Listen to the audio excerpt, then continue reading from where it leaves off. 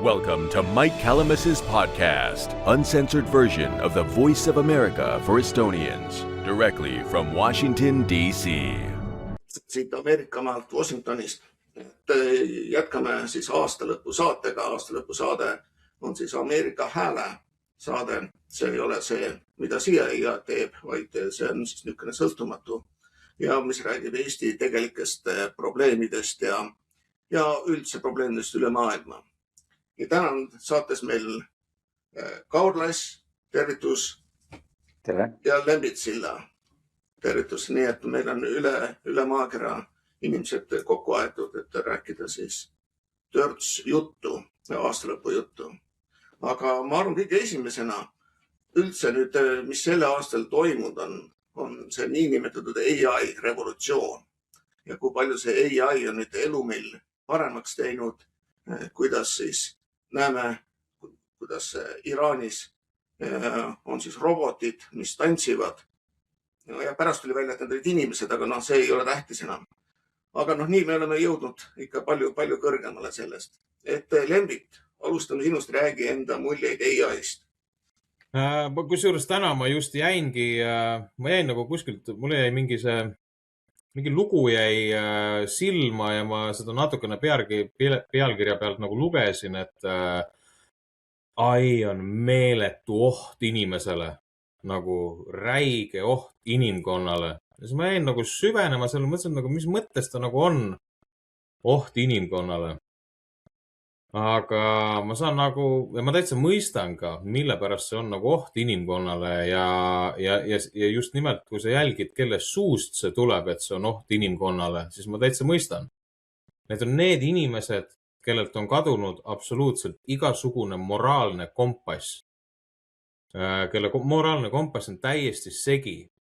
Ja siis nagu ma täna pealiskaudselt, ma jäin uurima üldse, et mis siin nagu praegu käib see kvantum arvutite lahendus ja selle AI-ga ühendamine ja et kui see protsess nagu käima pannakse, siis hakkab, põhimõtteliselt see AI, tehisintellekt hakkab jagama kastidesse neid inimesi.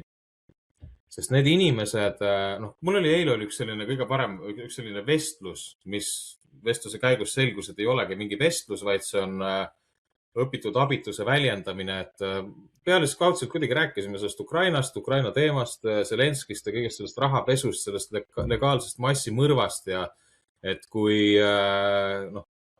rõve see on ja kui jube see kõik asi on.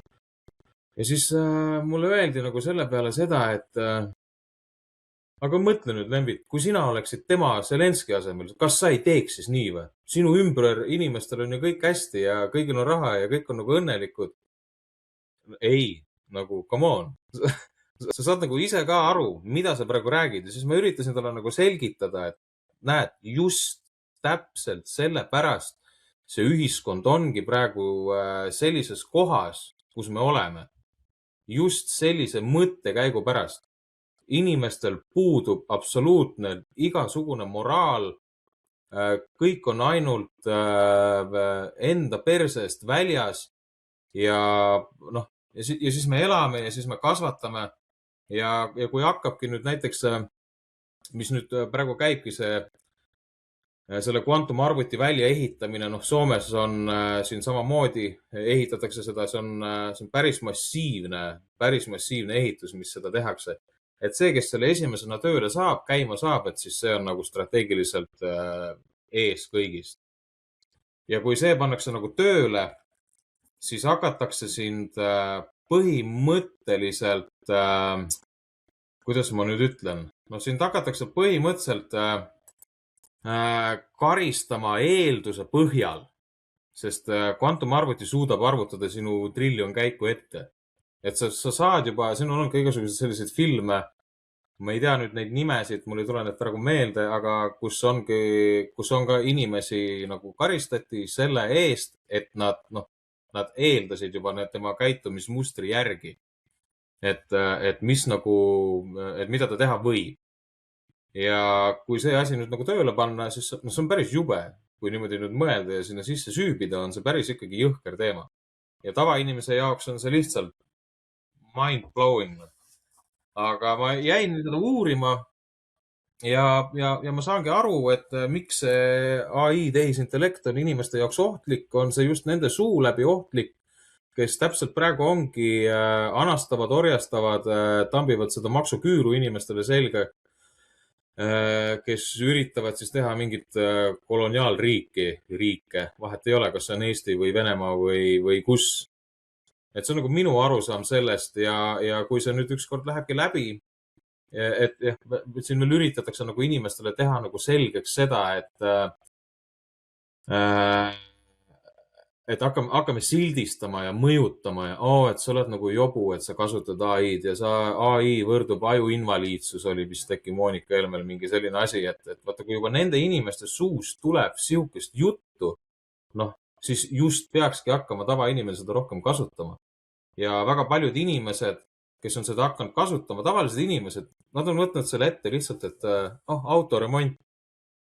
Kurat, aga ma vaatan ise ära kõik, et ma annan kõik need veakoodid ja asjad ja lõpuks sa käid ise sealt kõik läbi, kuni sulle jääb 2 või 3 reaalset viga ja siis sa lähed viid selle töökohta või kui suudad, teed selle ise korda. Et sa saad seda kasutada ükskõik igal pool, aga üks oluline asi on, mida sa ei tohi teha.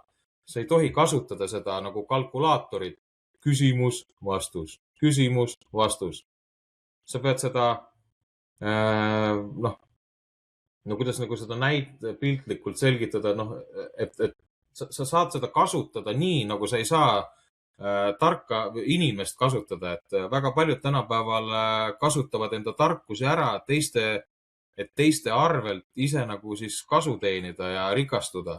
Et kui sa tuledki mingi väga targa jutuga, aga kui sul diplomid seina peal ei ripu, siis keegi ei hakka sind ei võta sind kuulda, nad hakkavad pisendama su juttu, nad hakkavad sulle selgitama, et ära mõtle üle ja käib siuke mingi jada. Ja siin, mida rohkem inimesi seda hakkab kasutama, ma arvan, et see tuleb suures mõttes ühiskonnale kasuks, mitte kahjuks. Kuid kui süsteem paneb selle tööle inimese allutamiseks, selle tööriista, võt siis ta tuleb kahjuks. Kui me hakkame juba eelduste põhjal inimeste krediidiskoore ja kõike tekitama ja ta ei saa tööle, ei saa kooli, ei saa mis iganes laenu, ei saa tööl, ei saa mitte midagi. Tal on raha, aga ta ei saa seda raha kasutada, sest kuna tema krediidiskoor ei ühti lihtsalt ainult tema käitumismustri põhjal, mida siis AI on juba 10 miljoneid samme ette arvutanud. See on minu arusaam sellest. Ma natukene siia vahele räägin seda, et kui inimesed arvavad, et AI on nüüd tõsiselt uus asi, mida ennem pole olnud, siis tegelikkuses on see juba pea 20 aastat olnud. Et Wall Street suuremuse tehingud on ammu juba AI peal. Tuletame meelde, kui LHV tegi väikse skämmikese, siis oli just täpselt see AI, mis ette arvutas, mis see hind võis tulla ja nii nad said teha siis pakkumise ennem, kui see hind välja tuli. Ja teine asi on näiteks Londonis, mina läksin Londonisse 2002 aastal, seal oli kaamerasüsteem ja seda kaamerasüsteemi näidati televisioonis, kuidas ta toimib. Oli nii, et sa panid näo sisse, ta nägi ära, kui sa tulid ühte kaamera välja, sest Londonis oli kõige rohkem kaameraid maailmas üldse. Ja ta suutis sind trackida ja ka kui sa isegi ära kadusid, tuli 10 päevast tagasi, ta suutis sind üles leida. Nii et see on otsene AI programm, see on juba nüüd rohkem kui 20 aastat tagasi. Aga lihtsalt praegusel hetkel inimestele siis lastakse ka kasutada seda asja ja me tegelikult ei tea, kui kaugel mis tegelikult selle AI-ga tehakse. Eks see samamoodi need taustakontrollid, mis FBI ja teised riigid või NATO teevad, eks see on ka suuresti tehtud AI pealt, sest et mul endal üks tuttav oli siis see, kes tegi taustauuringuid ja siis ta rääkis, missugused variandid ja võimalused neil on inimese kohta ja eks see palju on see, et just eeldatakse nüüd sinu eelmise käitumise peal, mis sa tulevikus tegema. Tänapäeval, vaatame, mis Inglismaal toimub, on ju siis kõige rohkem vahistamisi sellega, kui sa oled midagi siis postitanud ja just nende väide on see, et kui sa praegu postitasid, siis tulevikus hakkad veel hullemaks tegema ja siis juba lõpuks hakkad neid moslemeid tapma. Aga ma annan siin edasi Kaurile Ja ma siin mõni aasta tagasi kirjutasin ühe artikli tegelikult AI teemal ja mina näen seda ohtu natukene võib-olla teise nurga alt või teises kohas. Ja see artikkel on Upgrading Interpersonal Skills in the Face of Rising AI and Automation. Ehk mina näen, et see reaalne oht on selles, et me ei oska inimestena enam oma sisemaailma juhtida. Ja kui me tahame oma sisemaailma juhtimisoskused anda üle AI-gete, ehk selles suhtes, et selle asemel kasutada seda siin, esitame iga asja kohta prompti ja jätame selle kasutamise ära, siis AI puhul on reaalsus täna see, et see AI, mis meile vastab päringutele, on suur keelemudel.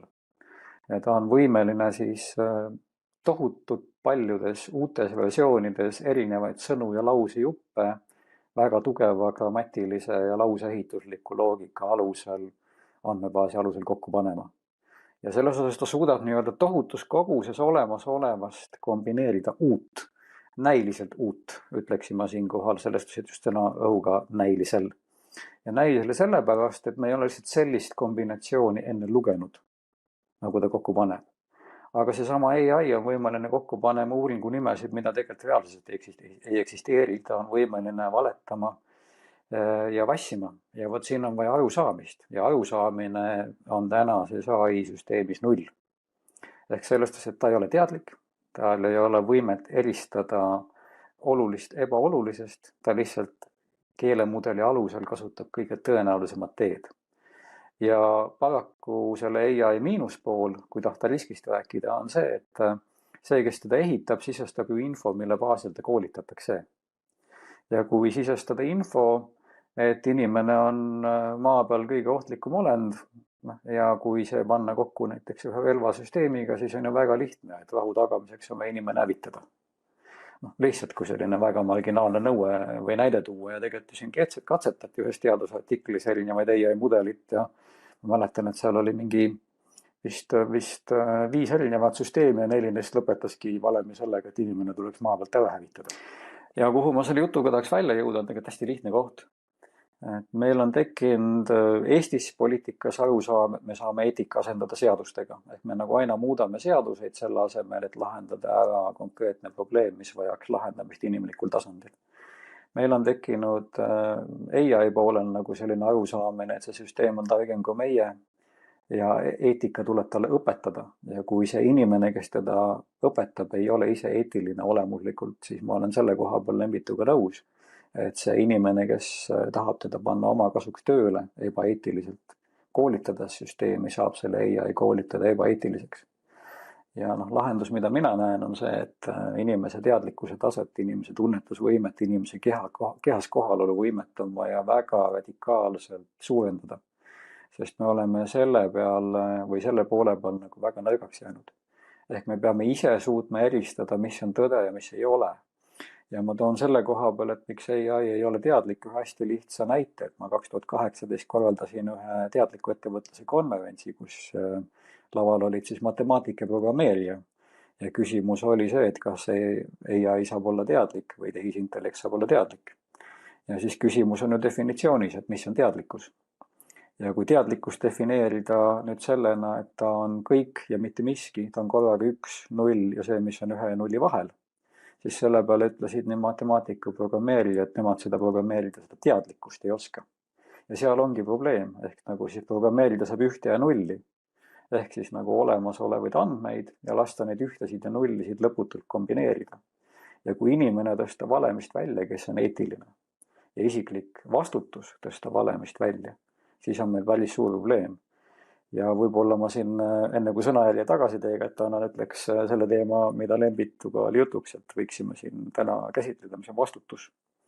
Et inglise keeles mulle meeldib sõna vastutus kui sõna responsibility. Just nimelt responsibility. Tegelikult responsibility on ju, aga ta koosneb 2 sõnast, ehk siis ability to respond, ehk siis võime teha teadlikku valikut. Ja suures plaanis on AI reaktiivne, ehk tema lihtsalt vastab sellele, mida sa küsid, võimalikult kähku ja võimalikult reaktiivselt. Seal ei ole teadlikku valikut, seal on lihtsalt ülim kiirus reaktiivsel tasandil kombineerimises. Teadlik valik on just nimelt see koht, kus sa pead aru saama, võtma vastutuse Ja see vastutus ongi tegelikult see, et kui sa saad aru, kuhu mõttekäik viib, siis sa teatavaid asju välja ei ütle või teatavaid sõnu ei kasuta, sest sõnadel on jõud. Aga seda arusaamist tal ei ole. Ja selles kontekstis mina näen, et meil on ühiskonnas täna ikkagi 2 juurkriisi. Üks on eetikakriis, ehk püüdlus eetikat asendada nii seaduste, õigusaktide AI-ga, kuigi siis teine on vastutuse puudumine, ehk nagu vastutuse kriis. Kui inimesed ei võta vastutust, siis meil ei tule muudatust. Ja mu enda valdkond on olnud pikalt planeerimine, et kui ma siin ühe näite toon, et täna me oleme jõudnud vastutuse puudumisega planeerimises selleni, et planeerimisseadus sisuliselt Eestis ei kehti, on ju. Et Nursipalu näitel ei kehti meil üleriigiline planeering, maakonna planeering ja üldplaneering. Viimsi jalgpallihalli kaasuse näitel ei kehti meil üldplaneering, detailplaneering ja teemaplaneering. Ja kui me paneme siia juurde, et Viimsi jalgpallihalli kaasuse üritati väljastada projekteerimistingimusi seadust ära kasutades ja vassides, siis ei kehti meil ka nii-öelda projekteerimistingimuste kord, ehk nagu kogu planeerimisseadus ei kehti. Ja siia võib tuua nagu sellise eetilise kriisi näite, et kui vaadata, kes tegi planeerimisseaduse, siis selle üks eestvedaja oli justiitsminister Hannu Pevkur. Selle seaduse viis parlamenti siseminister Hannu Pevkur ja Nursipalu esimese astme kohtu otsustab välja, et seda rikkus kaitseminister Hannu Pevkur. Ehk üks ja sama inimene tegi seaduse, rikkus seadust. Ja vot siin on nagu tõeline eetikakriisi nagu näide tänase Eesti ühiskonna näitel, on ju. Vastutus on puudu, eetika on puudu. Ja EIA-l võib paluda seda esimese astme kohtu lahendi alusel, nii Viimsi esimese astme kohtu lahendi alusel, mis kodanikele õiguse mõistis, kui ka siis Nursipalu kohtu lahendi alusel analüüsida, ta jõuab selleni, et tegelikult jah, Eesti õigusriik kõigub on ja meil on Eestis õigusruumiga probleeme, ütleb ilusti EIA selle välja. Ja mõnes suhtes siin on see koht, kus ma Lembitu Källel on nõus, et mõni teatava koha peal poliitikud kardavad, et EIA annabki objektiivset vastust selle kombineerimisega. Aga teisalt võib ta ka eksida. Ja vot siin on see kõige keerukam koht, et kui see inimene siin vahel see koht ei tööta, siis ei ole seda, kes eristab, mis on eetiline õige ja vastutuslikult aus ja mis mitte. Aga ma läks nüüd sõnaja tagasi. Ja, muidugi selle vastutuse koha pealt ütleks sellist asja, et näiteks Eesti e-valimised on väga sarnased siis AI-le, aga muidugi on see, mis info sinna ette antakse, mida see AI peab seal korda saatma. Sest tuletan meelde, et see, kus see põhiline häälte arvutamine käib, see on nii kinnine süsteem, et sellest mitte keegi ei tea ja kes seda teab, kas seda tehakse Venezuelast või kust mujalt, igastahes Eestis seda asja ei tehta koha pealt, et see käib välisriigist, võib-olla on ta Serbias nii nagu USA. Siis Smartmaticu andmed käisid läbi Serbia siis vastavate serverite, kus siis vastavalt arvutati, kui palju hääli on Bidenile vaja ja nii palju ka pandi juurde. Muidugi George Soros ütles ju kuulsalt sõnad, et tulevikus valimisi pole vaja. Seda teeb AI ja teeb selleks, mis on kõige parem rahvale. Muidugi jällegi see, mis sinna ette antakse, mis see hea on rahvale. Tavaliselt on, mis valitsuse poolt tulevad, on ju väga kahjulikud siis rahvale. Näiteks nüüd Albaania pani nüüd riigihanked AI alla. Jällegi minu küsimus on see, mis need algandmed seal on, mille järgi ta peab juhilduma. Kas seal on nagu perekonnanime järgi või mille iganes, et Albaania on ju üks, mitte nii korrumpeerunud riik kui Ukraina, aga mida palju sealt puudu ka ei jää. Nii et kes see vastutab jällegi? Mitte keegi ei vastuta, sest seda tegi AI. Eestis on asi lihtsam, sest Eesti ametnikud on üks väheseid maailmas, ma arvan, isegi ainukesed maailmas, keda ei saa kriminaalselt süüdi mõista. Ehk neil puudub täielikult vastutus. Nii et nende töö peale võib-olla isegi AI vaja ei ole. Aga siit mul tekib küsimus, näiteks Lembit, mida sina arvad? Kujuta ette, et koolis käib siis kirurg, õpib kirurgiks, arstiteadust, aga ta oma tööd on teinud siis AI-ga. Need on saanud läbi ilusasti. Kas sina usaldaksid teda ennast lõikama? Minul võtaks küll käe värisema osalt öeldes, et kui palju siis AI tal seal koolis aitas, kui palju ta ise aru sai? Selles mõttes kõik sõltub, kui tal on praktikat ja teooriat on piisavalt niimoodi, et sul on piisavalt, mitte. No siin on väga hea näide on kunagi ammu tulid mingid vennad, tulid kipsi Soome panema ja küsisin, et tuli jutuks, et oled varem teinud või midagi. Jah, olen YouTube'ist vaatanud. Laevas sõitsin, siis vaatasin, et kuidas teha lagesid ja siukese asju. Et ei, kindlasti mitte, noh. Kui tal see kirurgiline asi, kirurgia, see on selline teema, et siin ei ole sul, me oleme kuulnud neid igasuguseid õudseid lugusid, kuidas on käinud, naised on käinud Türgis rindu suurendanud ja siis on pärast tagasi lennates rinnad on plahvatanud lihtsalt selle õhurõhu muutumise ja kõigega ja mädanema läinud ja mis iganes tüsistusi on tekkinud seal, et seda tehti juba kah kindlasti jah, ennem seda tehisintellekti, aga kindlasti jah, mina ei lubaks ennast, kui ma tean, ma ei lähekski selle mõttega üldse sinna, sest siis ma lihtsalt, ma ei tea, kas õpin enda hädaga elama või mis iganes.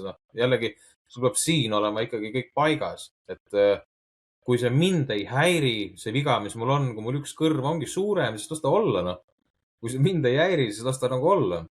Aga mis ma nagu tahtsin öelda nagu sellele, et okei, jah, et nad nüüd kõik võtavad seda kasutusse ja üritavad nüüd seal aiga sättida kõiki neid pakkumisi ja neid turge ja kõike seda riigitööd ja asja. Ma tahan nagu mõelda seda, et mitte miski ei muutu paremaks, kui need samasugused libedad õlitatud kalasilmad hakkavad seda programmi nüüd käitama, et see on täpselt seesama lause, mida öeldakse, et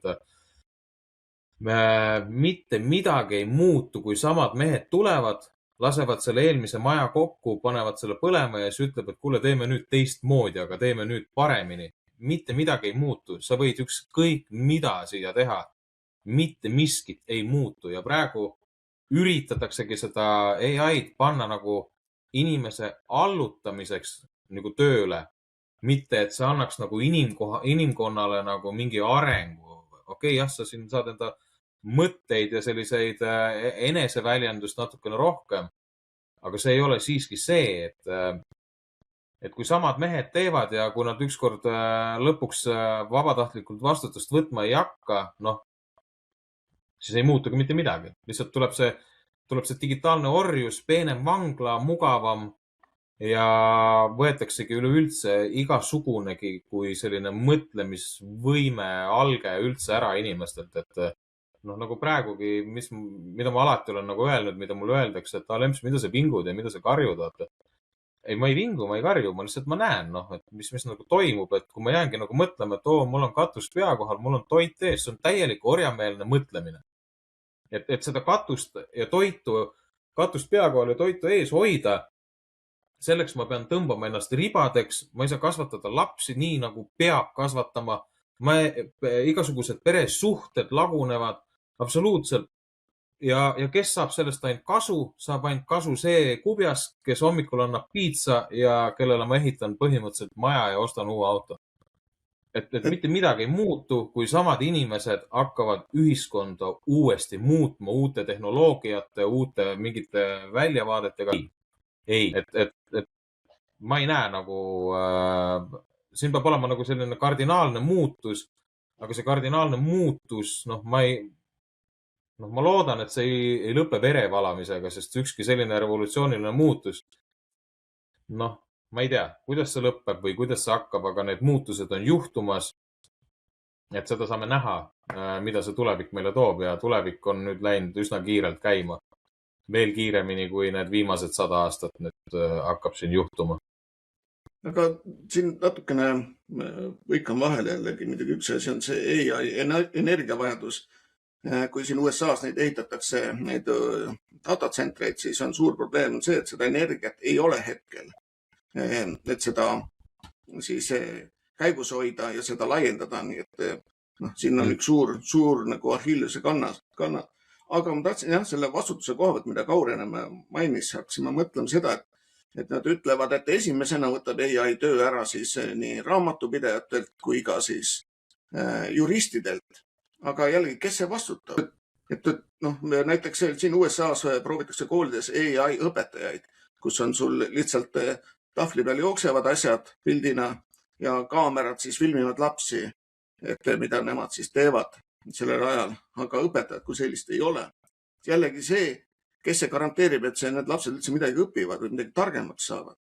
Et see suur vastutuse asi on aina rohkem nagu, minu jaoks nagu niisugune murekoht.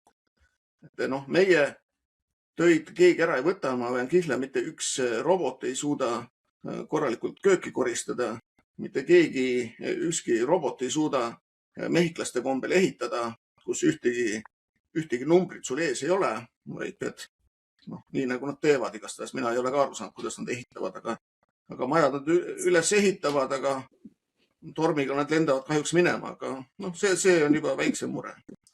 Aga ma annan edasi Kaurile. Ja selle vastutusega on veel üks huvitav aspekt, et kui vaadata sõna vastutus, siis me Eestis väga palju vaatame vastutust kontekstis kriminaalvastutus. Nii-öelda süüdi olek, vastutab see, kes on süüdi. Minu arust see on tegelikult sellest vastutuse aru saamisest väga palju ja väga kaugele kõrvale nihkumine. Kui võtta näiteks kas või Eesti on ju olemuslikult, et meil on siiski põhiseadus, meil on põhiseaduslik riik, põhiseaduse järgi valitsejaks on rahvas, aga samal ajal, kui ma võtan näiteks selle sama planeerimisseaduse näite ja vastutus on Oosipalu juhul, et on ju seadus nõuab eriplaneeringut, riik käivab eriplaneeringut, Viimsis on ju jalgpallihalli jaoks oli vaja teha üldplaneeringut, muutev detailplaneering, arvestada kodanike arvamusega, aga valiti menetlusprotsess, sõideti üle kodanike arvamustest, Nursipalus sõideti üle kodanike arvamustest. Siis siin on ju see probleem, et vastutus selle põhiseaduse toimimise tagamisel on kaduma läinud. Ja selles kontekstis siin ei ole mitte ainult see küsimus, et nüüd kedagi peaks süüdistama. On ju, väga selgelt on rikkujad ju teada, et Viimsi vallavalitsuses või vabariigi valitsuses, kes need rikkujad on. Aga olulisem on see, et rahvas ärkaks üles ja saaks aru, et nemad ongi riigis kõige kõrgem võim. Nende kaasamine ei ole selle poliitiku või ametniku, kelle tööandjad me oleme rahvana vaba tahe. Vaid nemad peavad tagama selle teadliku valiku, et me oleme kaasatud, me oleme kuulatud, meil on sõnaõigus. Ja selles kontekstis selle sõnaõiguse tagasivõtmine, õigusriigi taaskehtestamine, vastutuse õigel kujul kui teadliku valiku tagasi toomine meie poolt, kes me oleme Eesti riigi kodanikud ja peame vastutama selle eest, et meil on üle anda riik oma lastele, on minu arust kõige olulisem teema. Ja see taandub ennekõike sellele, et meil on vaja teadlikkust. Ja seda sama teadlikkust on veel meaga selleks, et eristada, kas AI valetab või mitte. Me ju tegelikult inimestena väga tihti, väga lihtsalt saame aru, et poliitik valetab. See, et maksud ei tõuse, nalja koht on ju. Tegelikult me ju teadsime, et maksud tõusevad. Aga siis on küsimus, miks sa kodanikuna ei lähe seda teed, et sa valid kedagi, kes ei valeta. Valid ausa kodaniku. Ja see vastutus tegelikult ju taandubki sinna, et sinul on vaja võtta vastutus selle eest, kellele sa hääle annad. Sinul on vaja vastutus võtta selle eest, mida sa välja ütled. Selles suhtes Eesti minu arvates oli siiski suhteliselt vaba riik aastatel 1995–2014. Ja sealt edasi hakkas selline väga varjatud demokraatia ja kinnikeeramine ja vastutuse asendamine sellega, et paneme seadusesse kogu aeg uue pügala. Ja lõpuks me oleme olukorras, kus täna ei jõua mitte keegi Eesti seaduseid läbi lugeda ilma kulutamata 2 aastat. Ja sel juhul ei saa need seaduseid täita. Ja siis ongi olukord, et kus seadused tegija nagu Hannu Pevkur on ju ühe ministri tooli peal, teise ministri tooli peal rikub seda sama seadust. Ja võt siin on nagu ju see vastutuse kadumise näide väga selge. Ehk et kui sa teed seaduse, kus on eriplaneeringu nõue, siis täida ministrina seda sama eriplaneeringu nõuet, mille sa ise endale kehtestasid. Aga mine sellest mööda. Miks peab kodanik oma vastutust või seda häält tagasi nõudma kohtu kaudu? Kui ta tegelikult võiks seda häält omada nii, nagu meie põhiseadus ette näeb. Ja, ma nagu näengi seda. Jah. Siit edasi ongi siis, ma arvan, järgmine küsimus, et kui vaadata Eestis, kuidas inimesed maksavad makse, samas ravijärjekorrad on pikad. Ennem sureb tavaliselt inimene ära, enne kui jõuab mingisuguse ravini. Maksab hullumoodi maksu, maailma kõrgemad maksud on Eestis, kogumaksud. Kes ei usu, võib seda otsida. Et siit tekib küsimus, kas inimene on siis Eestis ori? Kas teda on pandud siis orja siis põhimõtteliselt nagu toimime nagu ori, et maksad, me kuulutame ära, sest niikuinii välja ei tule, lähevad sinna LGBT ühingutesse, lähevad oma taskutesse, lähevad sinna Rail Balticasse, igale poole mujale läheb. Ja läheb ka muidugi Ukrainasse, aga meil ei jää midagi. Ja sina siis hoia pea maas ja maksa makse. Ja kui hakkad midagi ütlema, siis tehakse sinuga nii nagu on. Et Lembit, mis sa arvad sellest? Jah, kas sa küsid, et kas me oleme mingi väike orjariik? Kui nüüd võtta näiteks, oota, mul saab aku tühjaks. Ma annan edasi Kaurile. Ma ütleks seda, et me ei ole kindlasti orjariik on ju selles kontekstis. Mina lähtuks sellest, et meil on põhiseadus. Põhiseadus järgi me oleme vaba riik. Ja ma nagu tahaks sinna vahele panna just ühiku riik. Vaba, kirjutatakse kokku on ju Eesti vaba riik. Aga oluline on mõista seda, et vaba riik ehk nagu inimesed siin riigis on olemuslikult vabad. Ja selleks on vaja inimestel käituda nii, et nad on vabad. Kui me unustame selle vabaduse ise ära, siis me paratamatult muutume selleks, kes on see laenukoormust teenindav sundolukorras isik. Ja minu arust nagu kõige arusaamatum asi, mis minu jaoks on Eesti Vabariigis juhtunud lisaks nagu selle õigusaktide paljususe vohamisele, on see, et meil oli laenukoormus 2020 kandis kõigest 1,4 miljardit. Sisuliselt uue aasta alguses on meil laenukoormus 10 miljardit. See on, sisuliselt on 8-kordne suurenemine. Ja kui võtame nagu 10 miljardit konteksti, siis 2018 aasta Eesti riigi eelarve oli suurusjärgus 10 miljardit. Ehk meil järgmine aasta on laenukoormus Eestis sama suur, kui meil oli 2018 ehk 7 aastat tagasi. Kogu riigi eelarve. Ja hästi huvitav on see, et mitte keegi justkui ei vastuta selle eest, et laenu aina võetakse juurde.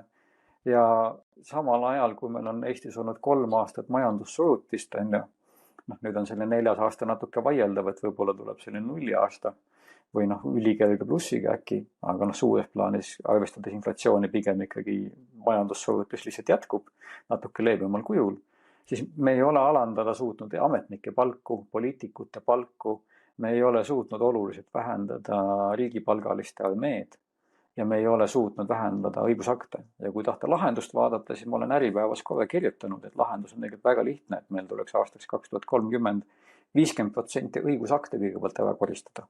Sest kui me 50% õigusakte ära koristame, siis me saaksime nad läbi lugeda 2 aasta asemel aastaga. Mis tähendab, et võib-olla oleks nad juba loetavad. Kui me siis need õigusakte vähendame, siis me saame vähemalt keskvalitsusest 50% ametnikke ära koondada. Sest enam ei ole nüüd õigusakne, mille nad peavad nagu vahtima. Ja kui me oleme 50% õigusakte ja 50% ametnike koondanud, siis me ilmselt saame mingis koguses maksukoormust alandada. Ilmselt kohe mitte 50%, aga näiteks viia kasvõi tagasi 2020 aasta eelisesse olukorda oma maksukoormuse või selle nii-öelda üldse selle tulumaksuküüru tekitamise eelisesse olukorda, kus meil siiski oli suhteliselt okei maksukeskkonnaga riik, kus ettevõtjana sai opereerida.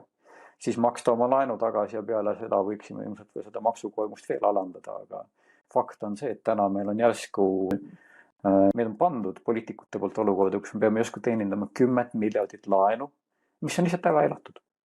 Ja millega on siis poliitikud ja ametnikud oma palku tõstnud ja võt see ei ole nagu loogiline, sest mitte keegi ei ole rahva käest. Riigi eelarve, 2018 aasta riigi eelarve jagu laenu võtta kunagi küsinud. Küsin su käest ühe väikse küsimuse, et võetakse laene neid miljardites, aga mis on see tagatis? Kas tagatis on siis see inimressurss ehk see sama ori on tagatiseks, et see 10 miljardit tagasi kunagi tõustakse? Mina arvan seda, et kui me võtame reaalsuse, meil on täna tagamata raha. Ehk tegelikult ei ole meil raha, vaid õige sõna mulle väga meeldib, on mida Mike Maloney kasutab, et meil on lihtsalt fiat currency ehk nagu tagamata valuuta. Ehk peaksime kasutama euro kohta sõna, et meil on kasutusel valuuta, tagamata valuuta. Ja see tagasimakse on kahel viisil on ju toimuv, üks on inflatsioon, sööb seda summat väiksemaks, mis on nagu reaalsus, sest see tagamata valuuta kaotab ostujõudu. Aga teine pool selle asja puhul on see, et tegelikult ju me ei taga seda laenu justkui mitte millegagi, nii nagu mitte ükski riik, kellel on tagamata valuuta, ei taga seda mitte millegagi. Aga nutune asi on see, et kui USA valitsusel on olemas kusagil kulda, hiinlastel on kusagil kulda, Poola ostab kulda meeletus koguses kokku, tsehhid ka, neil on midagi reaalselt käega katsutavat selle valuuta tagatiseks või oma laenukoormuse tagatiseks, siis meie oleme oma kulla ju siin maha müünud, ostnud mingeid paberinstrumente ja põhimõtteliselt meil on mingi ressurss on ju kusagil justkui reservina. Aga jah, lõpuks on see rahvas on justkui selle laenu tagasimaksmise tagatis, ehk mingi ükshaaval me inimestena otseselt ei ole. Aga rahvas massina on ja teiseks muidugi eks Eesti metsa ja maavarad võib tagatiseks panna ja vot siin on nagu minu jaoks tõeline oht, et kui me näiteks läheme Lääne-Virumaale, kaevame seal fosforiiti või paneme sinna tuumajaama ja kaevame selle maa sisse laskmiseks augu, siis mõlemal juhul me oleme rikkunud ära kogu Lääne-Virumaa põhjavee. Ja kui me põhjavee ära rikume, siis meil ei ole ilmselt 10 inimpõlve seal võimalik juua joodavat vett. Ja siis see rahvas ei saa seal tegutseda. Ja tuumajaama puhul on ju veel hullem reaalsus. Et kui tuumajaamal on evakuatsioonitsoon suurusjärgus 100-200 kilomeetrit, ükstapuha kuhu see jaama paned, siis kui juhtub kõige hullem suur õnnetus selle 3,5 põlvkonna jaamaga ja me selle Eestisse paneme, siis me peaksime siit evakueeruma kuhugi 250 kilomeetri kaugusele. Aga see tähendab, et Eesti on elatamatu. Ja kui niimoodi võtta nagu sellist hullu stsenaariumit, siis hullemal juhul ongi meil tuumaõnnetus ja lihtsalt tehakse fosforiidi auk, siis kõik on radioaktiivne ja saab midagi kaevata ja kuhugi müüa selle laenu tagatiseks. Aga see tundub juba nagu väga õudusfilmi stsenaarium. Aga ma tuleks tagasi optimismi juurde, et mulle meeldib optimism selles kontekstis, et kui me inimestena saame aru, mida meiega tehakse, kui me tegelikult protestime, kui me ei lähe enam e-valima, vaid valime paberhäältega, nii et need hääli saab tõesti kontrollida. Kui me võtame vastutuse, et seda poliitikut, kes on kord valetanud, me uuesti ei vali, siis muutuks palju. Ja minu arust me ei pea tingimata nõudma nagu seda, et neid eksijaid nii-öelda vanglasse mõistetaks. Vaid mina pakuks nagu väga lihtsat teed, et see, kes on poliitiliselt valetanud, kas A vabandab ja astub tagasi, või B, kui ta on vahele jäänud, siis peaks olema meil süsteem, kus lihtsalt ta ei saa enam poliitikas ega avaliku võimu juures osaleda ja läheb palgatööle, et aidata seda laenu, mida riik on tema juhtimisel või tema ametniku töö ajal võtnud tagasi maksta. Et lasta olla erasektoris teha tööd. Ja vastutus ongi tegelikult see, et ega me sest laenust, mida me oleme väljast võtnud, ilmselt niisama ära keerutada ei saa. Aga lihtsalt sellele laenu kasvule on vaja väga kiiret pidurit tõmmata, sest selle kasvatamine siit 10 miljardi pealt 20 miljardini, mis on nagu tänane Eesti riigieelarve, on ühtepidi väga lihtne, aga sel juhul juba selle tagasimaksmine on väga raske. Ja kui SKP-s väljendatakse, et meie laenukoormus 10 miljardi juures on umbes 30% SKP-st, siis ometigi 2008 riigieelarve puhul me saame väita, et see on 100% 7 aastat tagusest riigieelarvest. Ehk numbreid ja statistikat saab ehitada nii ja naa. Ja võt siin on vaja arusaamist. Ja selles kontekstis võib-olla AI võlu on see, et vahel ta toob neid paralleele väga selgelt välja, kui panna see nagu AI-ga kokku. Ja võib-olla see küsimus, et tulekski nagu AI käest küsida, et kuidas me maksame tagasi 10 miljardit laenu, võiks olla väga huvitav vaadata, mis ta vastuseks kirjutab.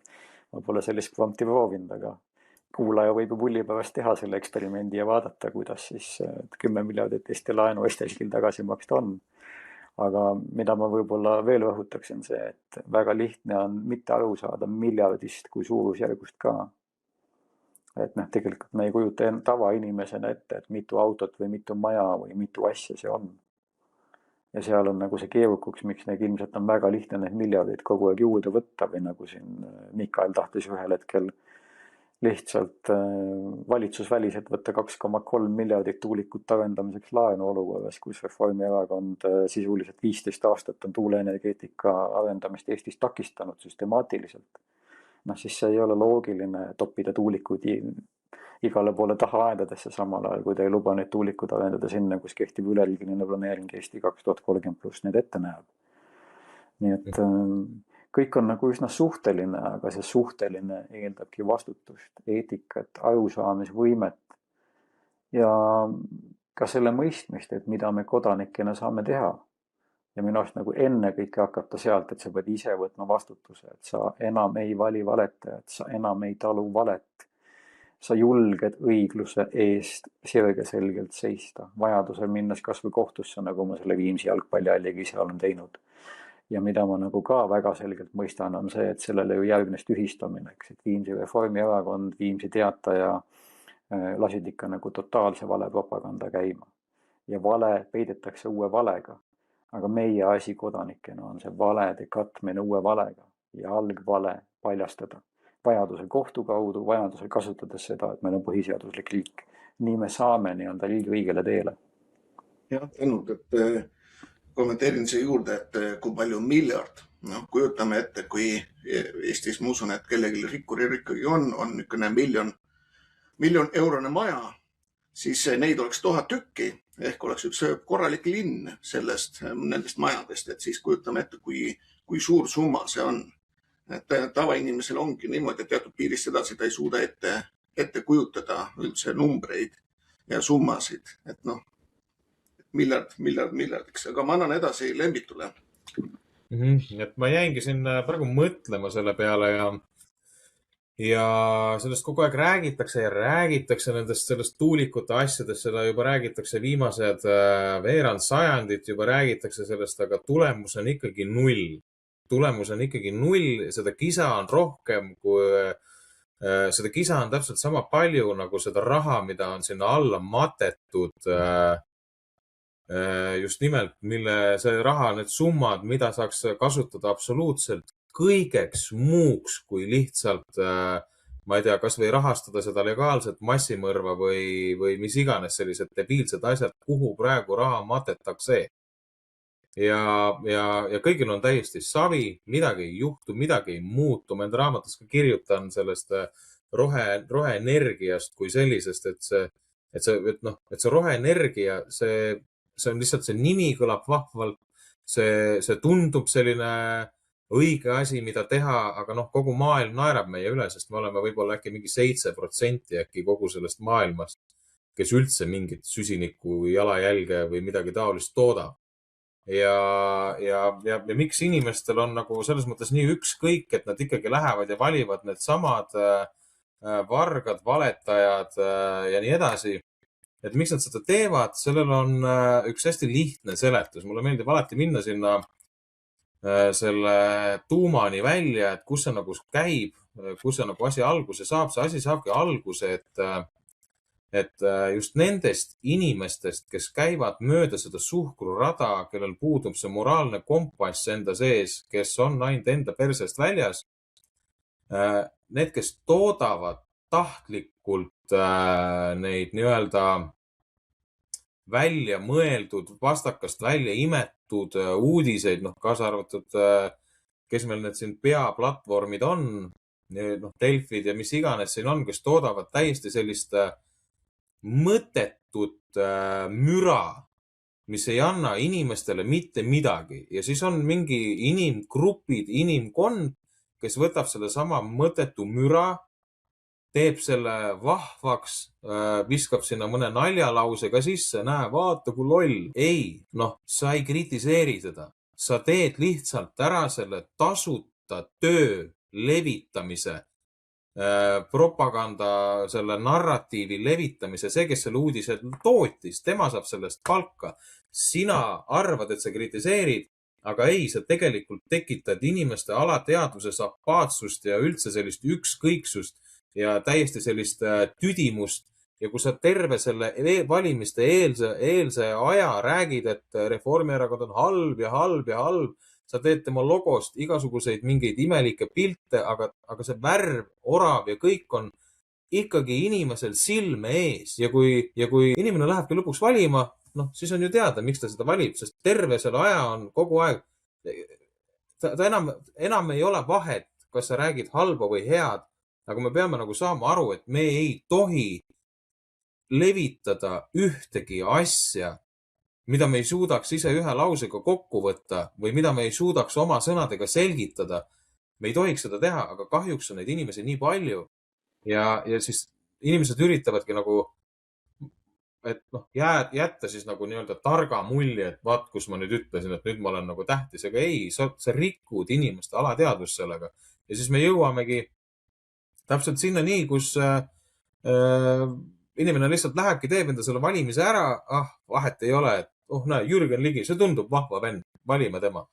No, ja, see on selline päris näide jälle kuskilt ühest seltskonnast, kus see niimoodi käis, aga et kuidagi peaks see, et ennem kui sa midagi hakkad jagama, mõtle läbi, kas see lõhub või see ehitab. Et see meie ühiskonnas on, Malle Pärn on öelnud, et meie ühiskonnas on liiga palju seda rõlgust ja seda vulgaarsust ja seda täiesti nagu mõttetut reaktsiooni uudiseid, et mis ei anna sulle tegelikult absoluutselt mitte midagi.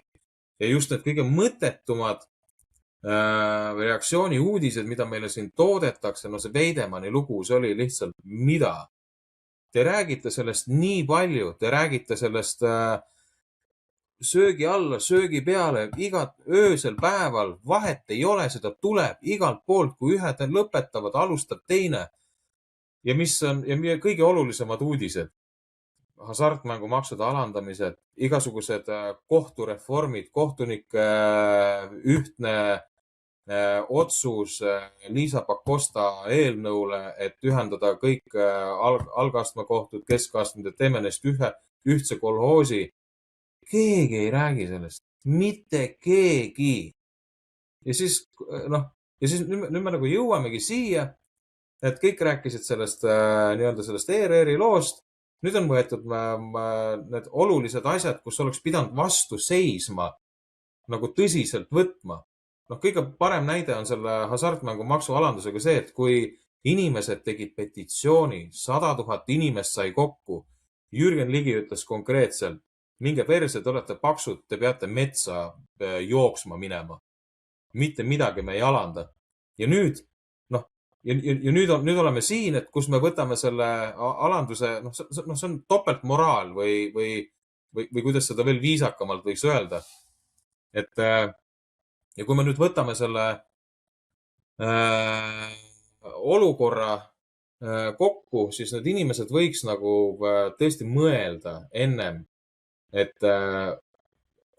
inimesed vaadake nüüd ise, kes jagavad, kes missuguseid uudiseid levitavad. Need, kes levitavad reaktsiooni uudist, need ongi need inimesed, kellel puudub see moraalne kompass, kellel puudub absoluutselt igasugune selline inimlikkus siis seest, et tekitada mingeid halbu, negatiivseid tundeid, et me elaksime sellises viha ühiskonnas, et me kunagi ei hakkakski üldse normaalselt mõtlema ja kui mõni inimene tahabki tõesti midagi nagu head ühiskonnas normaalseks muuta, tekitada ühiskonda sellise nagu mõistliku lahenduse, siis hüppavad kuskilt välja igasugused varikontod, mingid tühistajad, mingid mahategijad, mingid täiesti sellised, jälle taaskord, täiesti sellised haiged inimesed on need tegelikult, kui nüüd niimoodi pehmelt öelda. Et ma nagu ei saa aru, miks seda on vaja teha. Kas need inimesed käituvad selle pärast nii, et kui keegi tahab tõesti ühiskonnas midagi nagu päriselt korda saata, head teha, siis esimene reaktsioon, mida ta saab, on see, et sulle hüpatakse kohe hammastega kõrri ja ässitatakse kari sinu vastu üles. Kari isegi ei küsi, peaasi, et seda saab vihata, väga hea, vihkame teda. Et see ühiskond on, inimestel on tõesti suurem potentsiaal. Inimesed, me oleme vabad, me ei ole orjad, siin on vaba riik. Ja kui keegi küsib, et mis mina väike inimene teha saan, siis pane kõigepealt telekas kinni. Hakkame sealt pihta. Ja siis sa saad hakata ise enda peaga mõtlema mitte et sa mõtled seda, mida sulle ette öeldakse. Õhutame sõda, õigustame igasugust massimõrva, mida korraldatakse.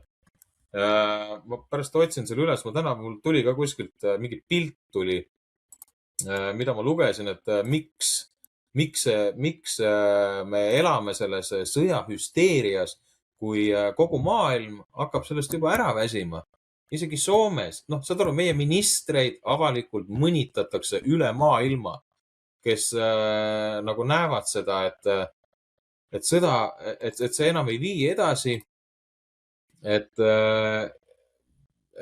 see töö on, et see rong on juba läinud, aga Eesti valitsus ikka veel punnitab nagu lolli järjekindlusega seda sõjahüsteeriat, ja ainult lihtsalt sellepärast, et hoida inimesi hirmu all.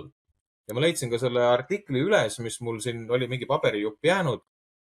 Ja sellest on ainult üks lehekülg järgi. Ma loeksin selle nüüd ühelt ette, et miks meid hoitakse sellises olukorras, kus me praegu aastal 2025, 28. detsember oleme. Legitiimsuse ja kriiside taha peidetud riigi juhtimine lõpeb alati halvasti. Sellest osast ajaloost ei taheta rääkida. Miks Eestil on veel gaas põhjas, kui teised juba pidurdavad? Suured riigid näevad, et ühiskond on väsinud. Protestid, inflatsioon, rahulolematus, surve oma valitsusele. Selle peale nad kohandavad oma juttu ja oma panust. Eesti aga hoiab retoorika maksimumi peal, ei tunnista mingit väsimust ja sõidab edasi loosungi lõpuni välja all. Põhjus on lihtne. Meie poliitiline eliit on sidunud oma kuvandi selle sõjaga.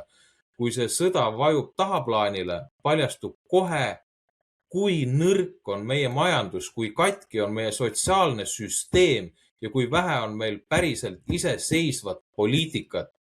Lühike kokkuvõte on lihtsalt järgmine. Eesti sekkub Ukraina sõtta nii jõuliselt, sest meie poliitiline eliit on ehitanud oma identiteedi üles hirmule, sõjajutule, välisele heakskiidule.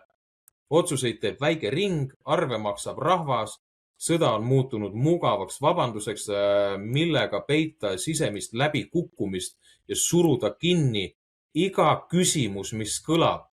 Kas see on Eesti jaoks tasakaalukas ja mõistlik? Et ma võtaksin sellega kogu selle asja kokku ja kui ennem Maik küsis, et kes see selle 10 miljardit kinni maksab kõik, kas siis nagu nii-öelda inimestega või siis meie ressurssidega. Kui nüüd vaadata tegelikult, see on lihtsalt minu nägemus. Ma vaatan neid asju teise nurga alt ja suure tõenäosusega juhtub see, mis juhtub Ukrainas. Täpselt see sama on see ikkagi maavarade ala, mis on praegu sinna, kust on see lahingurinne üle läinud. Kõik need kohad, see on ainult maavarade pärast. Ja üks, et kõik väsivad sellest Ukrainast ära ja kui juba Eestis on seda tehtud, et seda on kaevandatud, siit on juba fosforiiti kaevandatud, Sillamäe ehitatigi just fosforiidi töötlemise jaoks ja see töötab tänini just igasuguste nende maavarade ümberkäitlemisega ja ma usun, et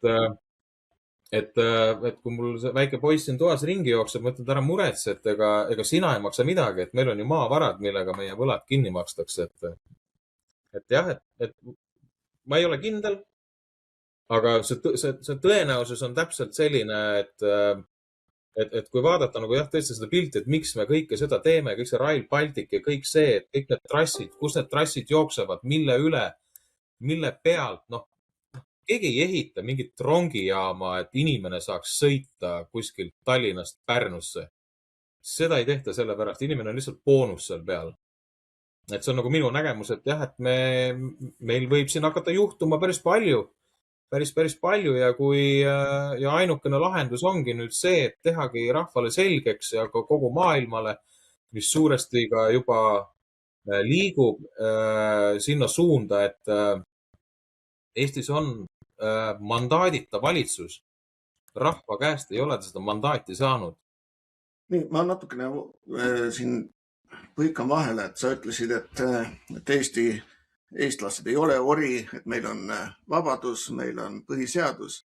No nagu sa näed, siis viimasel ajal on see põhiseadus ainult mingiks paberiks jäänud. Seda ei täida mitte keegi. Otsuseid võetakse otse vastu copy-paste, mis on Brüsselis ette nõutud. Ja noh, need lähevad vastu, võtame kas või valimised on ju tegelikult viimane 20 aastat on vastuolus meie põhiseadusega. Ja kui vaadata seda näiteks, et sa ostad maatüki maja Eestis endale, siis sa pead hakkama maamaksu maksma. See tähendab seda, kui sa seda maksu ei maksa, siis üks hetk võetakse sult see käest ära. Ehk sa tegelikult rendid riigi käest seda maad ja maja. See ei ole sinu oma. Samamoodi on autoga. No näed, nüüd on automaks. Sina mõtled, näed, mina ei maksa seda. Mis sellega saab? Trahvid. Seda jällegi, et füüsiliselt sa ei oma mitte midagi. Niimoodi, et noh, see ongi nagu orja selline asi, kus ta tegelikult kuni lõpuni tegelikult midagi otseselt ei oma. Aga miks Eestis asjad nii tuksis on muidugi seesama ja miks inimesed valivad need samu idioote sinna ette otsa, on ju ikkagi meil e-valimised. Kui sul 50% häältest tuleb täiesti suvaliselt, keegi ei tea, kust nad tulevad. Kui vaadata paberhäälega valimisi, siis tunduvad täiesti okei tulevad. Paned sinna juurde need e-hääled ja on jällegi täiesti absurdis see asi. Nii et ma nagu ei ütleks seda, et inimesed lollid on, aga lihtsalt süsteem on nii tehtud, et sinu hääl tegelikult ei mõju mitte midagi. Tehakse täpselt nii, nagu on vaja. Ja muidugi üks asi, mis mulle meeldib, et Donald Trump tahab siin teha niimoodi, et on piiratud aeg, millal saab poliitik olla siis kas valitsuses, kongressis või siis üldse valitaval kohal. Et ma arvan, Eestis peaks samamoodi olema, et tegelikult üle 2 ametiaja ei tohiks olla poliitik oma koha peal, siis tema peaks olema niimoodi, et ta peab minema siis päris tööd tegema ja päris eluga hakkama saama.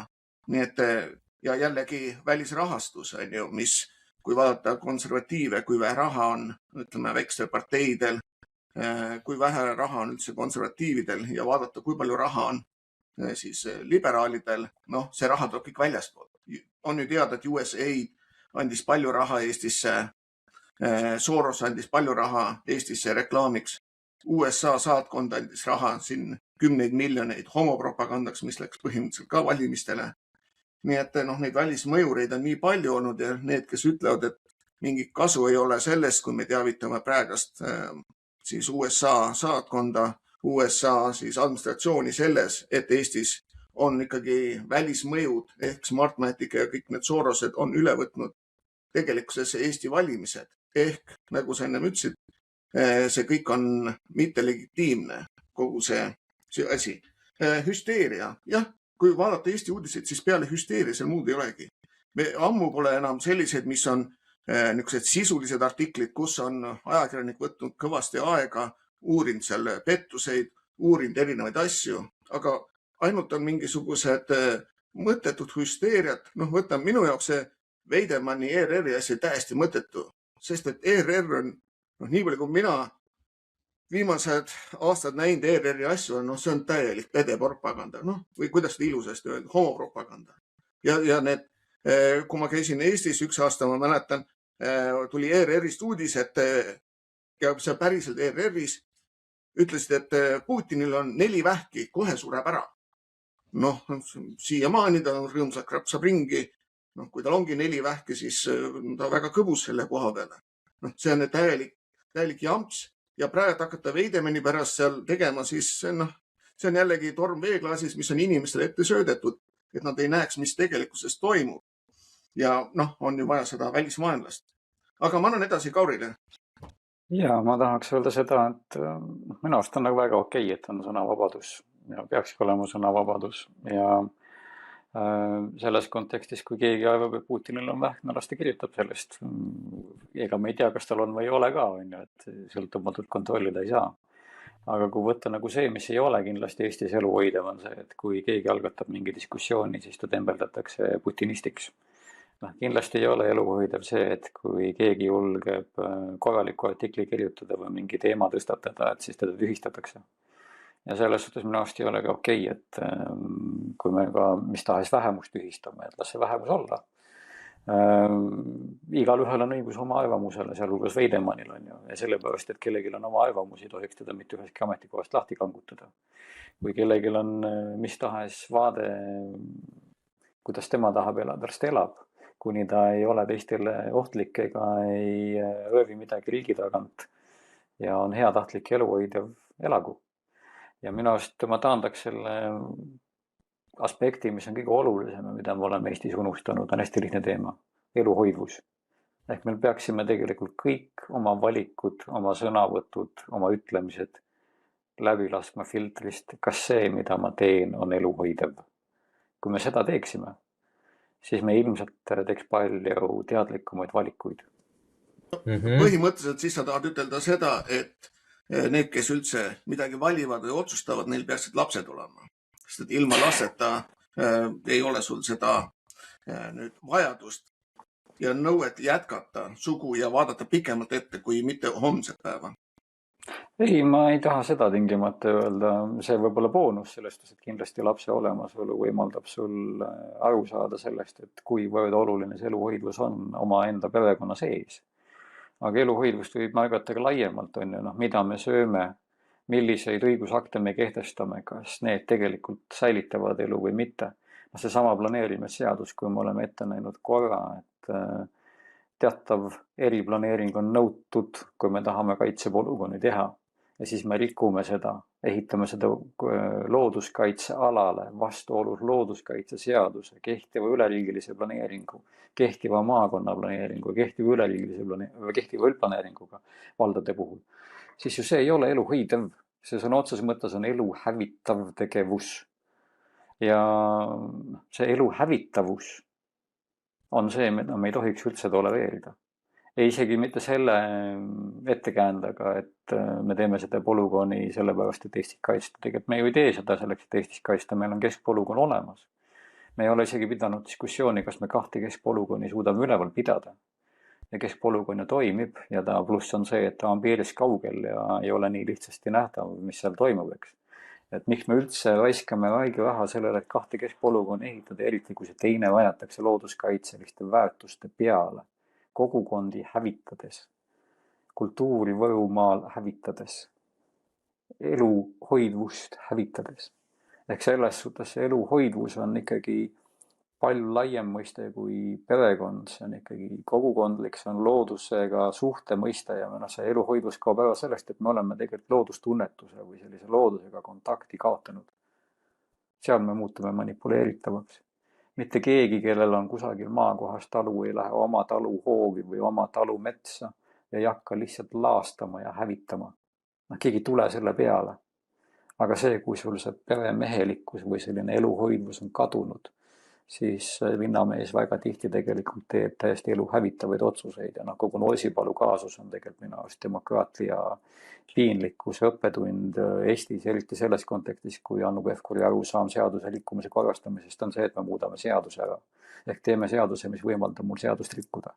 See on nagu tegelikult demokraatia totaalne vastand oma rikkumist peita seaduse muutmisega. Sellepärast, et sinu käes on võim. Seal ei ole ju enam eetikat. Kogu see otsus on totaalselt vale Eesti põhiseaduse kontekstis, Eesti õiguslikus kontekstis, Eesti õigusruumi kontekstis, Eesti planeerimise kontekstis, eluhoidvuse kontekstis, igatepidi, igal tasandil vale. Ja tänu, et meil hakkab siin saade lõppema, meil on viimased 5 minutit, et proovime natukene lühidalt kokku võtta, et Lembit. Et ma mõtlengi, et siit on just sellest poliitilisest asjast on käinud nüüd läbi üks ja pidev joon. Üks ja sama joon ja ma arvan, et see on ka see põhjus, miks seda elu jaatavat hoiakut ei arene mitte kuskil suunas, vaid käib vastupidi laastavus. Mina näen seda asja nii, et liiga kaua on olnud ühed ja samad näod erinevatel toolidel.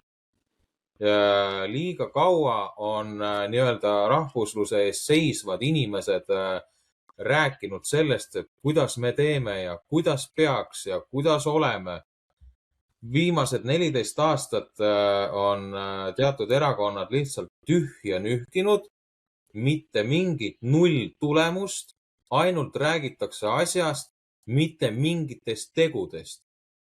Et noh, et siin ma nüüd nagu ma ei tea, noh, ma ei saa kutsuda nagu inimesi üles nagu mässule või tormi jooksma, et siin peab olema nagu tõesti selline väga palju lihtsam lahendus, palju teistsugusem lahendus. Et praegu käibki täielikult kõikide nende nii põllumeeste, nii metsade kui maade, mis iganes hävitamine. See on selline peenhäälestus. Korraga palju ei saa, teeme seda vähe, aga stabiilselt.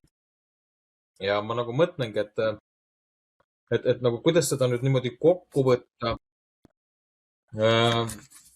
Seda on üsna raske kokku võtta, et seda peab iga inimene kõigepealt, nagu ma ütlesin, et teleka kinni panema ja hakkama oma peaga mõtlema.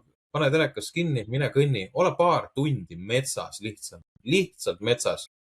Kas koeraga või üksi, aga ilma telefoni, igasuguse sidevahendita ja mõtle selle asja peale nagu päris sügavalt järele, mis meil ühiskonnas toimub. Kuhu on kadunud see eluhoidev hoiak ja kuhu on kadunud inimestel see moraalne kompass niimoodi, et inimesed ei seisa ainult enda heaolu nimel ja tal on ükskõik, kuidas keegi teine hakkama saab. Vaesus on praegu väga jõhker. See on väga suures vaesus, stress, depressioon ja kõik need muud vahvad nimed. Seda esineb praegu väga palju ja keegi ei teagi, kuidas seda nagu, mida sellega nagu teha, et okei, lihtsam on ja ma võin tableti alla visata ja mul on paar nädalat on täiesti savi. See ei ole lahendus. Et siin tuleb leidagi, iga inimene peab kõigepealt ise mõtlema hakkama, ma leian. Ja loobuma, nagu ma olen eelnevalt ja kogu aeg seda öelnud, et kui me tahame, et midagi üldse ühiskonnas muutub, siis me peame lõpetama ise vihkamise. Vihkamise looduse vastu, vihkamise naabri vastu, vihkamise ükskõik mis asja vastu. Kui mina teen seda ennem, siis teeb seda ka kindlasti naaber. Et ärme jää ootama. Me oleme viimased 30 aastat ootanud, et nüüd äkki keegi teine. Ja mis on tulemus? Tulemuseks on nüüd see, et me enam isegi omavahel ei räägi. Pered on katki, seda kõike on niivõrd palju, et noh, kõigepealt tulebki tõmmata juhe seinast, minna metsa, hingata, vaadata rahulikult ja hakata enda peaga mõtlema. Kuna meil on nagu siis aastalõpu saade, siis mõlemile, nii Lembitule kui Kaurile mul üks küsimus, et 2026, mida hakkab Eestis juhtuma? Et mida arvate, mis märgid näitavad, mis hakkab juhtuma? Jah, et no ma ei läheks tegelikult, ma ei saa nagu ilustada ka seda juttu, et nagu ma just ennem rääkisin, et kuna kogu see tänane valitsus Eestis on ehitatud üles sellele sõjanarratiivile, kui see hakkab saama läbi, enne jalka EM-i peab olema rahu maa peal, vastasel juhul seda, ma ei kujuta ette, aga see peaks olema nii ja kui see sõda saab läbi, vaat siis ma ei kujuta ette, mis seadusi on jälle vastu võetud või missuguseid seadusid hakatakse vastu võtma. Sest kui sõda saab läbi, siis hakkab see paljastamine pihta ja siin nüüd iga Eesti inimene, Eesti kodanik, Eesti maal elav inimene peab nüüd tõesti vaatama endale otsa, mida ta toetama hakkab.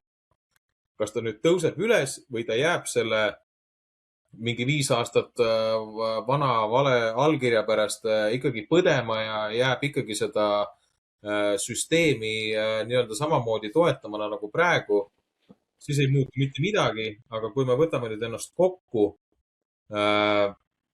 ja leiame selle ühise keele, mismoodi need tänase hetke nii-öelda tipp-poliitikud saab panna vastutust kandma, siis ma usun, et ühise hea eesmärgi nimel me suudame andestada kõik need sellised, mis iganes varasemalt tehtud sellised valed otsused.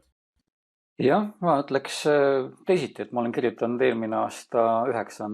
märtsil 2024 artikli, mille pealkiri on, et Eesti, kus mina tahaksin elada, 7 alustala, see on Äripäevas leitaval ja täiesti tasuta. Mina soovitaks igal ühel läbi mõelda, mis on Eesti visioon tema jaoks. Ja ma olen ise kirjutanud selle artikli sissejuhatuses järgmiselt. Eesti olgu eluhoidev, vaimselt tugev, energiasõltumatu, ring majandusega ökoriik.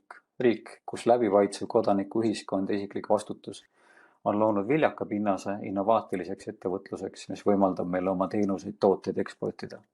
Me õigusruum on arusaadavalt lihtne, asjaajamine kodaniku ja ettevõttesõbralik ning koostöövalmitus muljetavaldav igale külalisele. Ma olen seal loos avanud ka siis 7 alustala natuke põhjalikumalt. Ma soovitan igal ühel see lugu läbi lugeda Äripäevast. See on tõesti tasuta ja ei ole maksumüüri taga. Ja pange kirja see, millises Eestis te tahate elada. Rääkige sellest oma naabriga. Rääkige sellest oma küla kogukonnas, oma asumi seltsis, oma mis iganes linna osas olevas ühingus või klubis või seltsiliste ringis. Rääkige oma sugulastega. Levitage seda positiivset vaadet. Ja kui me seda teeme, siis ma arvan, et 2026 võiks olla meil selline laie märkamise aeg mõnes suhtes nagu võrreldav selle hetke, kui me ennast vabaks tagasi laulsime, et meil võiks olla lihtsalt uuesti see tuleva aasta korralik ärkamise aeg, kus me võtame selle vastutuse kodanikena tagasi ja saame aru, et meie asi on tagada õigusriik. Meie asi on öelda poliitikutele, milline on see pikk visioon ja poliitikute asi on selle raames rahva tahte järgi tegutseda. Nii ja Lembit, tahtsid vahele midagi? Ma tahaksin veel lihtsalt siia lõppu öelda, mul on siin üks punane pikk lause või selline, et kui inimesed nagu nüüd mõtlevadki, et mida ma siis hakkan nagu tegema ja kuidas ma nüüd tulen sellisest tavalisest argirutiinist nagu välja ja et midagigi muuta, aga kui keegi tulebki, ja kui keegi midagi üritabki öelda rohkemat, kui ta kunagi üleüldse terve elu jooksul on öelnud, siis alati leidub jällegi kuskilt see inimene, kes hakkab teda sildistamine. Ja siin ma tahaksingi lihtsalt öelda, et uurige seda sõna või seda lauset veel sügavamalt, et sildistamine on enesepettuse kaitsemehhanism. Et sind ei hakata kunagi isiklikult, vaid hakatakse, või tähendab, et sinu fakte ei hakata kunagi maha tegema, vaid kui inimesed lähevad isiklikuks. Ja see ongi see, et sa oled tabanud naelapea pihta ja jätka samas vaimus. Sildistamine on enesepettuse kaitsemehhanism. Nii tänud, et ma vastan ka oma poolt, et mida mina näen, et 2026 juhtuma hakkab. Homme, ehk siis 29. detsember, meil on täna siis 28, on siis Zelenskil kohtumine Mar-Lagos Donald Trumpiga ja kus eeldatavalt kirjutatakse alla ka siis rahuleppele. No, kas see juhtub või ei juhtu, seda ma ette ei tea, kuigi loodan. Mina eeldan, et see rahu tuleb ja tuleb päris kiiresti. Ma arvan, et lähima 2 kuu jooksul, sest et Euroopa Liidu abirahad 90 miljardit suudavad ainult 2 kuud seda monstrumit Ukrainat püsti hoida. Teiseks ma arvan seda, et kui võib-olla inimesed ei tea, aga kohalike omavalitsuste valimistest me tegime raporti. Raport sai siis üle antud nii Trumpi administratsioonile kui ka USA saatkonnale ja tuues esile just neid asju, et Eestis on tohutud välismõjud Eesti valimiste koha pealt, eriti Smartmatic, Soros ja ülejäänud kamp. Nii et ma eeldan ja mis võib väga reaalne olla, on see, et see valitsus kukub. Ma arvan, pakun välja juba kevadel ja tulevad uued erakorralised valimised ilma e-valimisteta. Ja siis me näeme, kuidas see asi hakkab muutuma, kuidas poliitiline pinnas Eestis hakkab muutuma. Vastasel korral jääb Eesti selliseks paaririigiks. Meie liitlased lähevad ära ja mis siis edasi võib tulla, seda võib ise ette keegi siis ennustada. Aga sellega me siis lõpetame seekord ja tänu kõigile, kes tulid ja loodame, et siit saite põnevat informatsiooni. Nii et Lembit, Kaur, tänud, et tulite. Nägemist. Nägemist. Nägemiseni.